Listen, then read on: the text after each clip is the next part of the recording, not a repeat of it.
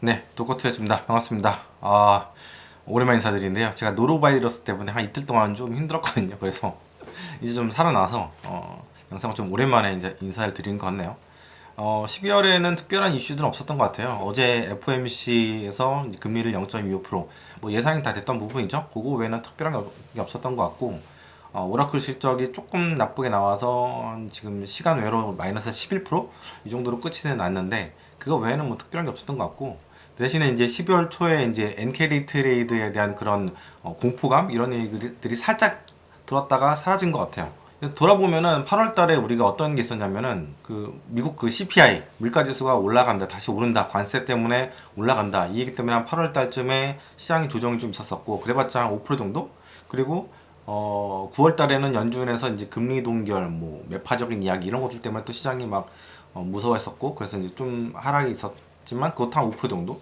그리고 10월 달에 그 2분기 실적 나올 때 일부 빅테크 기업들이 실적이 조금 안 좋아서 좀 조정이 있었죠. 그래서 이거에 대한 공포감이 또 있었어요. 계속 공포감이 8월, 9월, 10월, 그리고 11월 달에는 그 IT 버블 뭐 이런 얘기 많이 나왔잖아요. 그래서 아마 여러분들 보면 11월 달부터는 기억이 좀 나실 거예요. 11월 달에는 오라클을 위시해서 이제 부채를 통해서 성장을 하려고 하는 그런 부분들, 그게 사실 미국 기업들이 그런 경우가 잘 없죠. 빚을 내서 투자를 하는 경우들이 잘 없었고, 굉장히 그 재무 상태를 건전하게 현금을 많이 쌓아놓고 아니면 주주 환원을 굉장히 세게 가져가는 그런 정책이다 보니까 전 세계 자금들이 엄청나게 몰렸던 거고. 근데 이제 거기서 좀 벗어나서 오라클이라든가 몇 개 기업들, 특히 메타도 그렇고 아마존도 그렇고 채권을 발행을 해서, 아니면 돈을 빌려서 융통을 해서 데이터 센터, 그 AI 서버 센터에 대한 투자를 늘리겠다. 그것도 규모가 거의 뭐 100조 단위 뭐 이렇게 가다 보니까 놀란 거죠, 시장이. 그래서 적응을 못 하면서 이제 또 시장에 또 이렇게 많은 이야기들이 나왔는데, 지금 이제 스물스물 지나가는 분위기고, 사실 뭐 달라진 거 없어요. 여전히 오라클은 큰 금액의 그 부채를 조달하고, 아마존 그리고 메타 마찬가지인데, 그냥 시간이 지나니까 흐지부지 되는 것 같아요. 아, 그랬나 보다, 뭐 이렇게 지나가는 것 같고. 그래서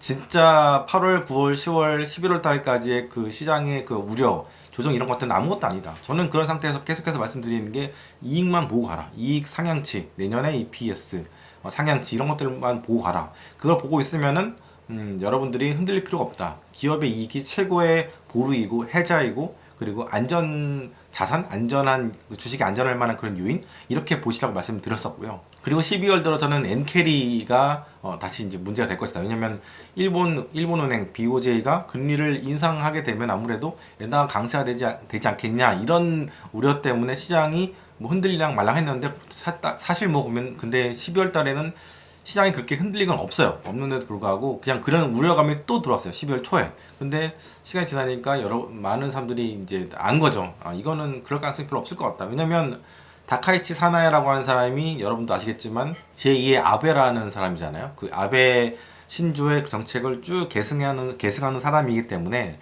돈을 엄청나게 풀 거 아닙니까? 이런 정책들, 약간 그 재정을 완화적으로 하는 그런 정책들을 펼칠 거기 때문에, 이거는 그 엔화의 가치가 낮게 되는, 그러니까 달러엔이 상승하게 되는 그런 요인이죠. 근데 그런 상황에서 금리를 인상한다고 하더라도 이거는 어떻게 보면 트레이드 오프, 상세가 될 수 있는 그런 측면이 좀 있기 때문에, 지금 보면은 사실 저희 단톡방 분들, 그 멤버십 분들한테 계속 말씀드렸는데, 영상이 계속 늦어지다 보니까 그런 엔캐리에 대한 그런 언급을 못 드렸는데 이제 드리는데, 엔캐리는 사실은 그게 큰 문제가 되지 않을 것이다. 엔캐리 때문에 뭐 동아시아 증시, 뭐 미국 증시가 망가진다, 이런 가능성은 없을 것 같고, 사실은 저희 업계에서는 그런 얘기들이 많아요. 작년 8월에 엔캐리 트레이딩이 다시 이제 되돌려지면서 전 세계 풀렸던 값싼 엔화 자산이, 자금이 다시 일본으로 회귀한다, 이런 얘기들 굉장히 많았는데, 저는 굉장히 그거에 대해서 절대 그럴 일이 없다 말씀드렸는데, 실제로도 보면은 많은 뭐 유튜버들 그런 얘기 했어요. 뭐 수천조 원의 돈이 휩쓸려 가면서 다시 일본으로 들어가게 될 것이다. 그래서 일본 증시는 올라가게 되고, 뭐 엔달러는 뭐 120까지 간다, 뭐 이런 얘기 있었는데, 사실 뭐 120은커녕 뭐 130까지도 안 갔었잖아요, 그렇죠? 그거 보게 되면 여러분들이 진짜 이럴 때 한번 고민해 보셔야 돼요. 경제 유튜버들 어떤 사람들을 걸러야 될 것인지, 공포팔이 하면서 조회수 장사를 하는 사람들, 이런 사람들 거를 봐야 될 것인지, 진짜 진정한 경제 유튜버가 누군지 좀 이렇게 좀 옥석을 가리시는 그런 기회가 될 텐데, 여전히 그런 유튜버들은 높은 조회수를 이렇게 보이면서 승승장구하는 거 보면서, 야 진짜 어떻게 보면은 이 유튜브 업계도 참 탁하구나. 사람들이 또 그런 옥석을 가릴 줄 모르는 거야, 이런 생각도 사실 못 드는데, 하여튼 그건 그렇고 그런 거고, 하여튼 여러분들의 그 소중한 자산인데, 그런 유튜버들이 너무 잘 나간 거 보면서 배가 아프고 더워가지고 제가 옷을 받았습니다.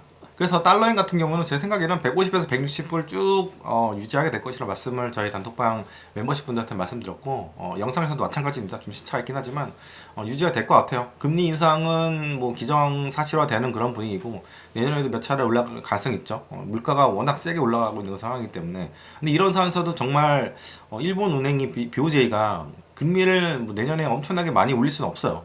잘 아시다시피 일본의 부채라는 게 그 GDP 대비로 거의 200%, 216%이 정도 수준이잖아요. 전 세계 최고 수준, 이 G20 국가들 중에서는 그런 상황이기 때문에 그렇게 막 막무가내로 올릴 수는 없어요. 왜냐하면 금리를 올릴 만큼 이자를 또 엄청나게 많이 줘야 되기 때문에 그게 쉽지 않고, 또 금리를 많이 올리게 되면 GDP가 떨어지는데, 이번에 3분기 GDP가 마이너스 뭐 이런 얘기, 4분기인가? 마이너스 얘기가 나오고 있어요. 그래서 지금 뭐 일본 증시가 잘 나가고 뭐 일본이 잘 나간다는 그런 얘기도 있는데, 환율이 이렇게 떨어지는 부분도 있고, 전체적으로 볼 때는 이 일본 경제에 대한 활력이 지금 떨어진 상태입니다. 뭐 관광이 굉장히 잘 되고 있다고 하는 얘기도 있는데, 관광은 일본이라는 나라가 전 세계에서 뭐 GDP 규모로 볼 때는 4위, 5위 정도 하는 나라거든요. 이 정도 크게 나라에서 관광업이라는 거는 상당히 작은 부분이고, 우리가 관광업의 나라 중에서 그 유명한 나라, 그 태국 얘기를 많이 들 수 있는데, 태국도 관광업으로만 먹고 사는 것 같은데 아닙니다. 태국도 관광업 비중이 GDP에서 한 10% 정도? 그 정도로 상당히 작아요.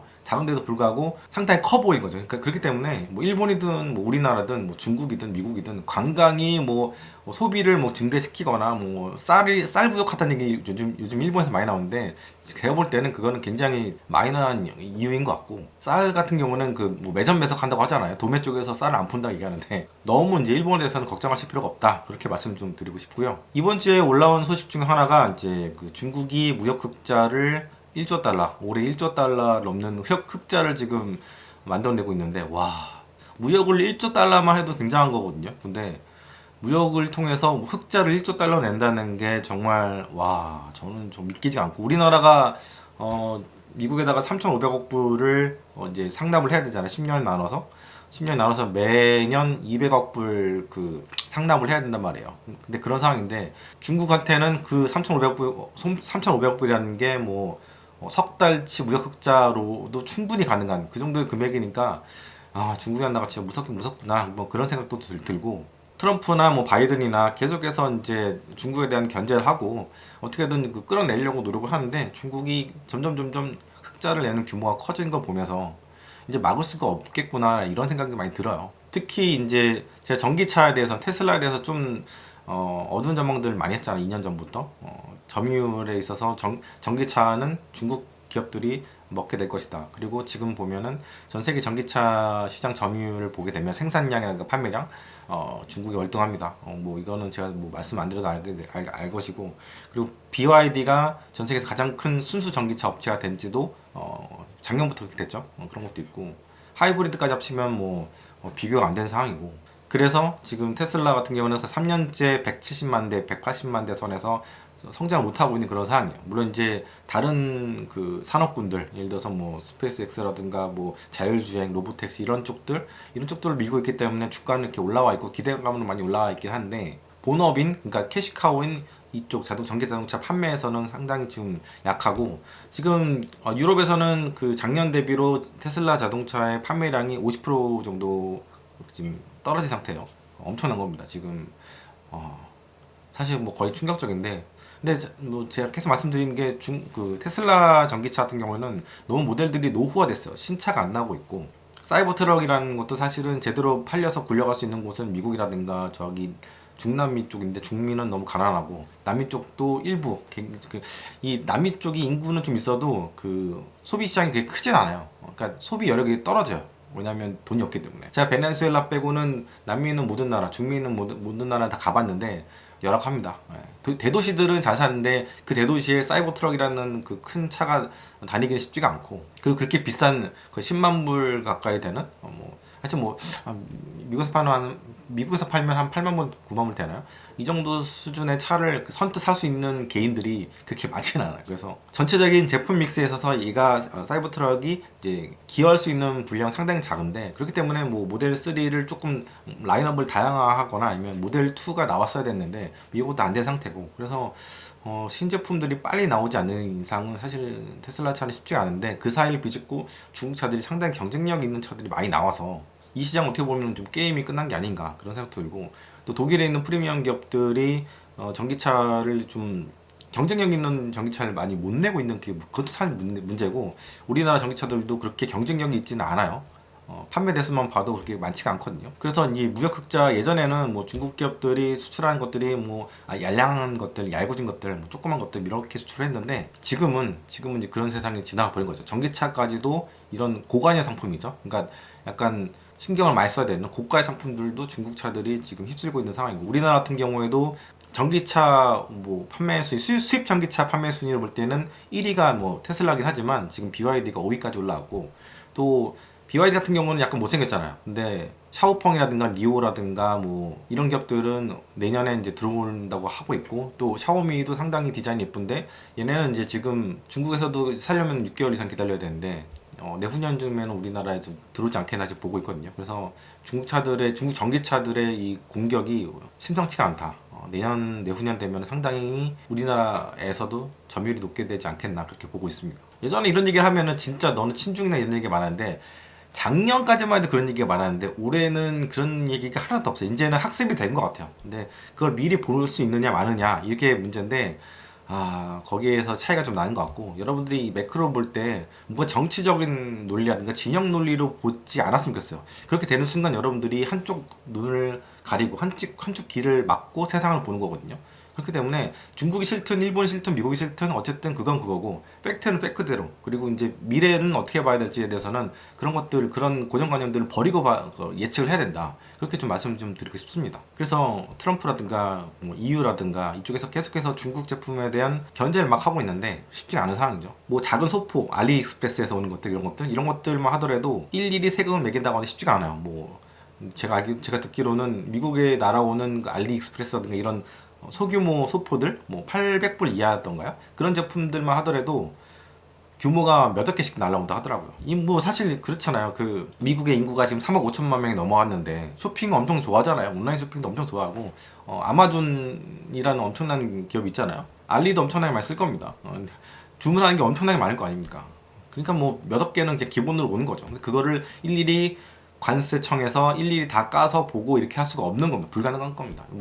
미국이라는 나라가 인건비도 엄청나게 비싼 나라고, 그 행정 효율성도 상당히 떨어진 나라고, 절차도 굉장히 복잡한 나라잖아요. 그쵸? 어제 밤에 그 파월이 금리를 0.25% 정도 이제 떨어뜨려줬는데, 내년에는 한 번 내린다 이런 얘기도 나오고 있어요. 근데 그걸 차치하더라도 일단은 여러분들이 이제 TMF 같은 그런 채권 상품을 사지 마시라고 제가 말씀을 드린 이유가 그거예요. 자, 어제 밤에 이제 어제 밤이 아니죠. 한 몇 시간 전인데, 새벽 4시에 우리나라 시간으로 파월이 정책금리를 0.25% 내렸는데, 국채 금리는 그렇게 많이 움직이지 않습니다. 사실은 0.25% 정도 내려주면은 10년물 시장 금리, 국채 금리가 좀 내려와 줘야 되는 게 맞는데, 예전 같은 경우는 그렇게 맞았었는데 전혀 움직이지 않고 미동도 하지 않고 4% 아래로 내려오고 있지 않은 상황이에요. 가장 큰 이유는 이제 다음 총재, 연준 의장이 이제 케빈 헤셋이 될 거라 그런 얘기도 있죠. 케빈 헤셋 같은 경우는 거의 트럼프가 시킨 대로 다, 제 생각에는 케빈 헤셋이 진짜 내년에 한 75bp는 그냥 기본적으로 내리지 않을까. 워낙 예스맨 같은 그런 약간 얼굴이 관상이라는 게 있잖아요. 관상이 굉장히 이제 선하시고, 시키면 예히 하면서 이제 그대로 내려주실 것 같은 그런 느낌인데, 어쨌든 이런 부분들은 투자자 입장에서 볼 때는 미 국채에 대한, 그리고 이제 미국 그 재무부, 미국 정부에 대한 신뢰를 좀 떨어뜨리는 부분이거든요. 금리를 여러 차례 내린다는 거, 이거는 달러 가치 훼손에도 영향이 가는 거죠. 그렇기 때문에 비록 25bp를 내리긴 했지만 국채금리, 시장금리는 그렇게 크게 움직이지 않은 거였고, 사실 이런 상황이라고 하면은 시장에서 내년에 1월이나 2월 달에 뭐 3월달에 뭐 3월달 이게 많이 나오는 것 같은데 내년 3월달에 금리를 내린다고 해도 이 4% 아래로 떨어질 수 있을까 이런 의구심이 사실 드는 게 마찬가지고 제가 이 채권 금리라는 거는 정말 시장 금리라는 거는 예측을 하기가 쉽지 않습니다. 이 기준금리와 실제 시장금리가 괴리가 있는 경우가 상당히 많고 기준금리를 못 따라가는 경우가 상당히 많거든요. 결국 언젠가는 따라오긴 따라오는데 그 딜레이 된 타임이 6개월 갈 수도 있고 막 이런 타이밍 그런 경우가 많기 때문에 이 채권 투자 특히 이제 TLT라든가 TMF 이런 상품들은 여러분들이 웬만하면 안 쳐다보시는 게 좋아요. 시장 금리를 예측한다는 거 이거는 거의 투기 영역 가깝고 이거는 기계도 맞추기가 쉽지 않은 겁니다. 슈퍼컴퓨터도 맞추기가 쉽지 않은 겁니다. 만약에 맞춘 거라면 엄청나게 그 방향에다가 레버리지를 쌓아서 투자를 하겠는데 그게 안 되는 거죠. 어렵기 때문에. 그리고 이제 금리라는 거는 그 나라의 기초 체력이라든가 여러 가지가 다 들어가는 거거든요. 서로 트레이드 오프 되는 그런 통계도 상당히 많단 말이에요. 근데 그거를 개인들이 맞춰보려고 한다는 건 사실 굉장히 쉽지가 않은 것 같아.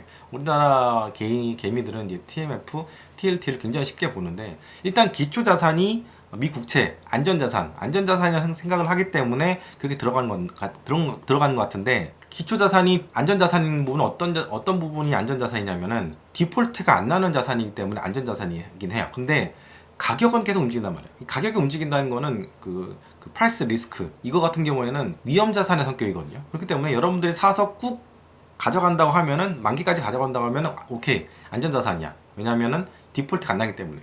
그런데 가격은 계속 움직이기 때문에 여러분들이 단타를 친다고 하면은 이거는 위험자산입니다. 특히 요즘 같은 경우는 예측을 하기가 쉽지 않고 예상하는 대로 반대로 간 경우가 상당히 많기 때문에 더 난이도가 높아졌어요. 그래서 이 국채는 원래 증권사라든가 은행이라든가 제일 트레이딩을 잘하는 사람들이 다 국채 트레이딩으로 갑니다. 왜냐하면 또 국채가 가장 채권 트레이딩하는 데서 있어서는 그 해당 금융기관의 자산 중에서 가장 큰 부분을 차지하기 때문에 상당히 중요하거든요. 그래서 제일 잘하고 똑똑하고 그런 애들이 가는 쪽들이 이제 국제 트레이딩인데 개인들은 그걸 모르고 굉장히 쉽게 만만하게 보는데 여러분 기억해 두십시오. 이 채권 트레이딩은 진짜 어려운 거고 제일 똑똑한 애들이 하는 곳입니다. 자 이제 종목을 한번 들어가 봅시다. 제가 구글에 대한 얘기들은 예전부터 계속해서 좋게 얘기를 했는데 이제 근래 들어서 이제 경제 유튜버들이 그런 얘기를 하더라고요. 저는 구글을 신뢰합니다. 좋아합니다. 구글 추천합니다. 이렇게 얘기하는데 저는 구글 종목이 이제 11월 달부터 말씀드렸던 게 한동안 횡보를 하게 될 것이라 말씀드렸어요. 지금 12월 며칠이죠? 12월 10일 됐나? 12월 11일인데 계속 횡보입니다. 12월 내내 횡보고 제가 말씀드린 대로 가장 큰 이유는 이미 선반영이 된 부분이 있어요. TPU 같은 부분도 선반영 된 부분도 있고 앞으로 이제 TPU 발로 해서 호재가 나오려면 계속해서 수주가 들어와야 돼요. 수주. TPU 서버 세터를 이용하겠다 아니면은 TPU를 우리가 뭐 발주를 하겠다 이런 쪽들이 나와야 되는데 아직까지 그런 게 안 나오고 있고 그런 게 나와도 그렇게 주가에 주는 그런 모멘텀은 크진 않은 것 같아요. 왜냐면 이미 선반영이 많이 됐고 사람들이 더 이 눈높이가 높아진 상태이기 때문에 그런 거 한두 방으로 이게 주가가 확 올라오기 쉽지 않은 것 같아요. 그래서 지금 보면은 310불에서 320불 이 정도 수준에서의 가격대는 계속해서 유지가 돼서 가게 될 것 같고 이제 1월달 한 하순 정도 되면 이제 구글 실적이 나올 것 같아요. 이제 봐야 되긴 하겠지만 시점은 그때쯤 돼서는 조금 움직일 수는 있겠죠. 근데 지금은 너무 주가가 먼저 빨리 올라와서 잘하면 1월달까지도 구글 주가는 횡보를 하지 않겠나 이런 생각도 하고 있습니다. 원래 얘 같은 경우에는 240불부터 지금 320불까지 쭉 엄청나게 많이 빨리 올라왔거든요. 그래서 조정 기간은 몇 달은 제가 볼 때는 필요하다고 봐요. 그래서 구글에 대해서 여러분들이 너무 큰 그런 기대는 안 했으면 좋겠다. 그렇게 좀 이야기를 좀 드리고 싶고요. 저 같은 경우는 지금 구글 비중이 30%까지 올라온 상태고 브로드컴까지 하면 40%가 좀 올라온 상태에서 좀 정체가 되어 있는 상태인데 이 두 종목은 어떻게든 최소한 5년은 갖고 가야 되지 않겠나 그렇게 좀 생각을 하고 있고 지금 문제가 되는 부분은 이제 메타랑 넷플릭스인데 메타 같은 경우에는 그래도 조금 올라왔어요. 조금 650불까지 올라왔는데 물 탄 다음부터 불탔다고 봐야죠. 불타고 나서 올라왔는데 좀 더 기다려봐야 될 것 같고 얘는 숫자가 더 찍히는 걸 가야 될 것 같아요. 1월 2월 달쯤에 이제 실적이 나올 텐데 얘도 어쩌다 보니까 오라클처럼 아마존처럼 부채를 조달을 해서 이제 서버 센터를 투자하는 이런 쪽에 이제 한 묶음 이제 묶인 상태이기 때문에 800불 때까지의 회복은 좀 시간이 걸릴 것 같아요. 근데 좀 기다리면 되는 거니까. 어차피 투자자는 이 트레이딩으로 돈을 버는 게 아니고 이제 시간을 투자하면서 이제 기다리는 거기 때문에 제가 뭐 계속해서 뭐 캐시플로가 들어오는 사람이었으면은 이런 종목들은 계속해서 살 텐데 뭐 시간이 뭐 그런 게 없다 보니까 계속 이제 지켜볼 수밖에 없는 상태인데, 그래도 이번에 그 구글 글래스라든가 이제 메타에서 나오는 글래스 이런 쪽들은 상당히 괜찮은 것 같아요. 아직까지는 좀 봐야 될 것 같은데, 한 제가 볼 때는 한 2년 정도는 지나봐야지 사볼만 하겠다는 생각이 들거든요. 글래스가 상당히 기능이 괜찮게 나왔고, 배터리 타임도 괜찮은 것 같고, 디자인도 괜찮은 것 같고, 예전에 처음 구글 글래스 나왔을 때는 뭔가 되게 좀 약간 널드 같은 그런 느낌이었는데, 이번에 보니까 어디죠? 파비워커인가? 그 미국에 있는 파비워커, 그리고 젠틀몬스터 이런 애들이랑 이런 패션 브랜드들이랑 좀 이렇게 협업을 하다 보니까 좀 디자인에 좀 신경을 많이 쓰는 부분들이 있어서 상당히 괜찮은 것 같고, 그리고 예전에는 뭔가 좀 눌러서 많이 조작을 했었는데, 이제는 약간 손 통해서 이렇게 손가락을 통해서 화면을 이렇게 돌리고 이렇게 올리고 이런 제스처를 통한 그런 설정들이 가능하고 조정 컨트롤 가능하다 보니까 이것도 상당히 괜찮은 것 같아요. 이렇게 누르는 것도 사실 복잡하다고 해야 되나? 귀찮고, 제가 갖고 있는 그 이어폰 여러 개 있는데 그 중에 하나가 이 샥즈 골전도 이어폰이거든요.